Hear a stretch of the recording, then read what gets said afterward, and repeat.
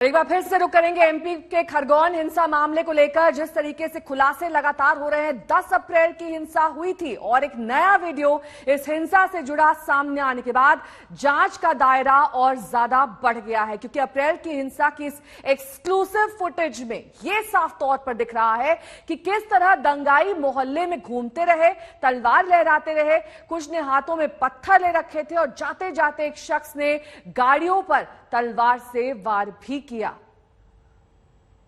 कुल मिलाकर 26 लोग इस हिंसा में घायल हुए, जिसमें कई पुलिसकर्मी भी शामिल है, क्योंकि वहां पर बड़े पैमाने पर पुलिसकर्मियों की तैनाती भी की गई थी जुलूस के मद्देनजर, जो कि रामनवमी के मौके पर निकाला जा रहा था।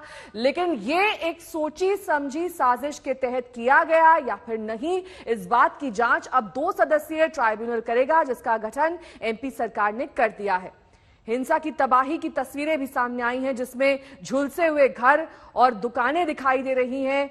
कभी यहां पर लोग रहा करते थे, लेकिन अब यहां पर सिर्फ राख के ढेर दिखाई दे रहे हैं।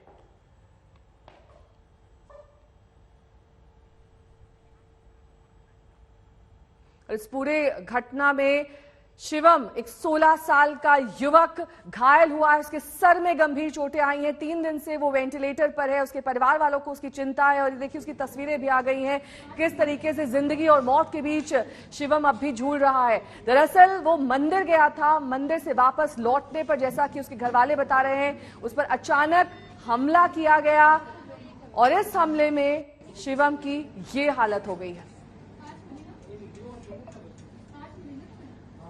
कि खरगोन में जो हिंसा हुई, जो उपद्रव हुआ, उसमें सबसे गंभीर स्थिति में अगर इस वक्त कोई है तो वो है 16 साल का लड़का शिवम, जो इंदौर में फिलहाल जिंदगी और मौत से जूझ रहा है। शिवम हिंसा वाले दिन बताया जा रहा है कि मंदिर में गया था, पूजा करके जब वो वापस आ रहा था, इसी दौरान वो गंभीर रूप से घायल हो जाता है। शिवम के मामा से जानते हैं कि आपको कब इसकी जानकारी मिली कि हिंसा हुई है और शिवम उसकी चपेट में आ गया।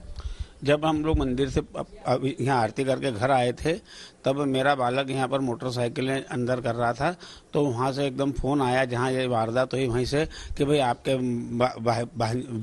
बुआ के लड़के को इंजर्ड हो गया है और हम लोग हॉस्पिटल लेके जा रहे हैं। तो मेरा बड़ा बेटा नीलेश जोशी तथा छोटा बेटा मंथन जोशी, दोनों लोग मोटरसाइकिल से सीधे हॉस्पिटल पहुंचे। वहाँ उसका इलाज वैसे ही जैसे पहुंचे वहाँ उसका इलाज के लिए चालू हो गए थे। अब से स्थिति में कुछ सुधार हुआ है शिवम की? अभी सुधार तो अच्छा हुआ है उसकी स्थिति में। जिस दिन यहाँ से उसको एम्बुलेंस से रेफर किया था, यहाँ कसरावत एक क्षेत्र आता है बीच में, वहां से बेहोश हुआ है वो, तो अभी तक होश में नहीं आया। हाँ, कल उसने आंखें खोली थी, पर डॉक्टर ने कहा कि पूरी तरीके से होश में अभी आया नहीं है, समय लगेगा उसमें। क्या बात हुई थी आपकी शिवम से? आप कभी जो आखिरी बार बात हुई आपसे कुछ बोल के गया होगा? वो मंदिर में आया था तो मैंने बोला कि माहौल खराब हो गया तो घर चल, कहने मैं जुलूस में जाऊंगा, माहौल अच्छा है क्योंकि भगवान के लिए जाऊंगा। यही बात है आखिर में हमारी। चला गया वो। आपको लगता है अगर उस दिन वो नहीं जाता वहाँ? हाँ, ऐसा होता नहीं। उसको जाना था निसरपुर, पर बोले कि नहीं आज जुलूस देख के मैं कल सुबह जाऊंगा। बोले आज नहीं जाऊंगा निसरपुर, कल सुबह से जाऊंगा।